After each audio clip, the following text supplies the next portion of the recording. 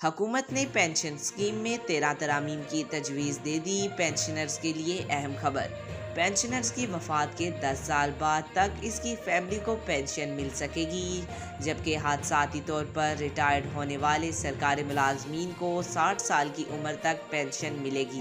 سرکاری ملازمین کی وفات کی صورت میں اس کی فیملی کو 25 سال تک پینشن ملے گی۔ پینشنرز کے بچے جسمانی یا ذہنی معذور ہونے کی صورت میں عمر بھر پینشن حاصل کریں گے۔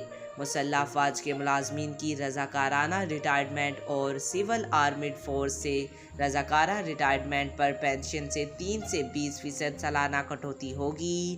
سرکاری ملازمین کو ریٹائرمنٹ پر آخری 2 سال کی بنیادی تنخواہ کے عوض کا 70% پینشن ملے گی۔ سرکاری ملازمین 25 سال نوکری کے بعد رضاکارانہ طور پر ریٹائرڈ ہو سکیں گے۔ قبل از وقت رضاکارانہ ریٹائرمنٹ پر 60 سال کی عمر تک سالانہ پینشن سے کٹوتی ہوگی۔ رضاکارانہ ریٹائرمنٹ پر 60 سال تک پہنچنے پر پینشن سے ہر سال 3 سے 20% تک کٹوتی ہوگی۔ پینشن میں سالانہ اضافہ ریٹائرمنٹ کے وقت ملنے والی پینشن کی بنیاد پر ہی ہوگا۔ پینشن میں سالانہ اضافہ علیحدہ رقم کے طور پر شمار ہوگا۔ پے اینڈ پینشن کمیشن ہر 3 سال بعد 20 لائن پینشن کا جائزہ لے گا۔